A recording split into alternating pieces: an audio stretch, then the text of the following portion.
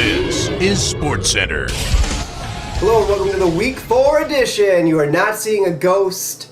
It is the real me, so don't adjust your television sets. I'm back, but let's kick things off right with the top 3 scorers of the week. Number 3, we have Beanie Wells at 33.8 points. The man is ridiculous. 3 rushing touchdowns, 138 yards. The man is Wells-erific.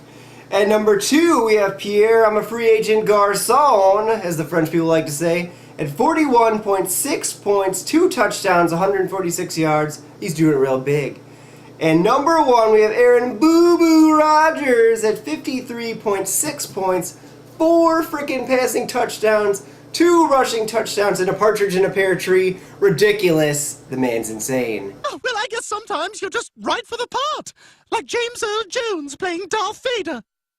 So, James, we just want you to do the voice. Now, after we've done the fantastic top 3 scores, let's go into the good old standings. In the eccentric East, that's a big word, go get a dictionary if you need to. We've got the Chicago Skeeters at 3-1, and then, oh my goodness, play some SpongeBob. Do what you gotta do. The Valparaiso Brown at 3-1. They just narrowly beat me. I'm a little bit bitter about that, but we won't talk about that. I'll have a therapy session later. And then we've got the Rags at 2-2. We've got the B Frizzles, as I like to call them, at 1-3, and not tasting much Dwayne Bowe these days. Taste Dwayne Bowe at 1-3. Now let's go to the Wild Wild West. Look out, Will Smith might be coming to a theater near you again. We've got the Swalls after Scrabble 4-0. They're Swall-rific, they're Spencer-rific, I don't know what you want to call them, but they're undefeated, the only team left at 4-0.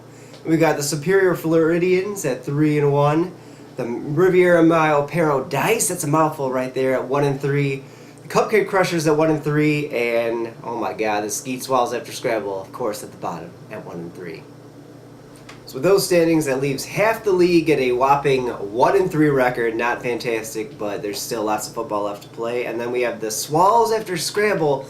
How long can they stay undefeated? Probably a lot longer, because they play the Cupcake Crushers, and they're projected to win by 60 points. But now, let's go to a commercial break. Love it, do it, in the butt. I don't know what else to tell you, but enjoy it. That's what's most important.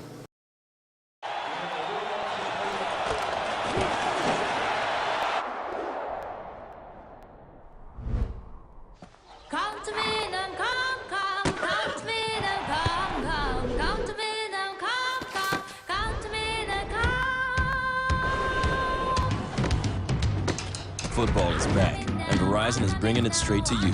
Introducing NFL Mobile for 2011. Built to bring you the game, only from Verizon. Built so you can rule the air. And we're back from that fantastic commercial, but now it is time. Get your prediction, I don't know, Western shirt, whatever you want to call this. So get it on, add a cowboy hat if necessary, get one of those curly mustaches, whatever you need.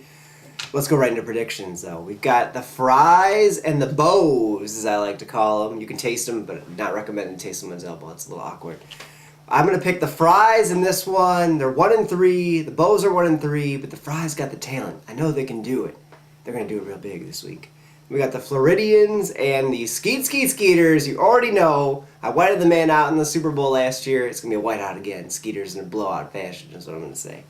We've got the Cupcake Crushers and the Swalls after Scrabble, not skeeting. There's nothing of that. Well, there might be. Let's not go there.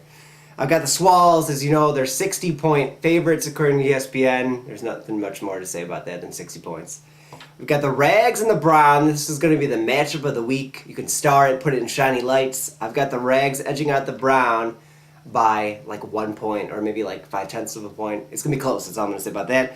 We've got the Skeet Swalls after Scrabble, there's Skeeting, there's Swalls, and the Riviera Paradise. That's a mouthful again to say. The Dice win this one.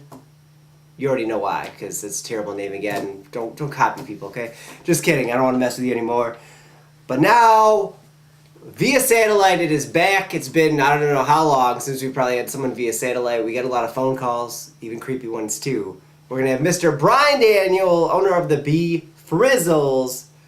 Brian, I've got some serious questions for you. Your team is 1-3. How do you feel about your performance so far? Honestly, they're faring exactly how I thought they were going to fare. 1-3, I think that's actually better than I thought we were going to do. I thought we were going to maybe go 0-4. My team blows. From the draft, I knew it was bad. Everybody was getting stolen from under me, and then I get Cam Newton in the last round, which I thought in the second week was going to help my team, but then I'm getting injury plagued again. Jeremy Maclin hurts his hamstring, and all that stuff starts happening. But so far, so good. 1-3, and half the league's 1-3, so that's not too bad. And if you had to make a prediction right now from a couple weeks in, what two teams go to the Super Bowl? And of course, who wins it all? Ooh, that's a tough question. It's a very dominant league this year, a lot of high-powered offenses. I'm going to have to go with Brown and making it to the Super Bowl first. They have a comeback year compared to last year. They started off real bad, and then they recovered and ended up doing really well at the end of the season, and they've carried that over to this season. So it's going to be Brown, and I think I got to go with my boy Skeeters or the Rags. It's a toss-up there.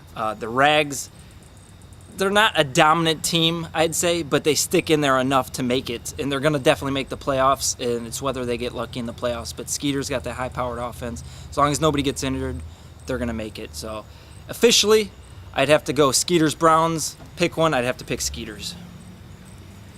Oh, all right. I guess that's it, Brian. Thank you for joining us, and that's it. That's all I've got for you. We'll see you in week 5. It's going to be ski-tacular, and I love you all. God bless you, and peace out. Deuces. I like to say. But you get me. I'm back from the dead. No, I was not dead, obviously. Take that back. It's horrible. I know, you started off like all over the place. Even the best in the business have. All right. I don't know. They'll enjoy it. No one's serious watching this show. No one, I know, right? Do it in the butt. Lights. Camera action. I thought I blew out the I was like, oh! So I should look really sleepy now. I really love you all. Blow me. Honestly, I could swear, but I won't. Good. I don't know what, I should have thought of the answer before I started talking. That's a tough one. I'm definitely going to have to go with, I didn't think about this one either. 5 dominant teams, I would say, since half the league's losing. And what are you doing? You're like, You said 5 dominant teams. I did. A lot of dominant teams.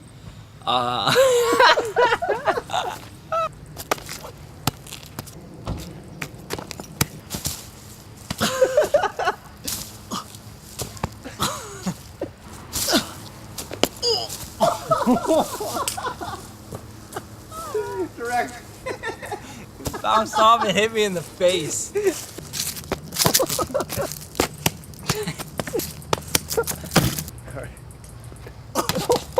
scared the heck out of me.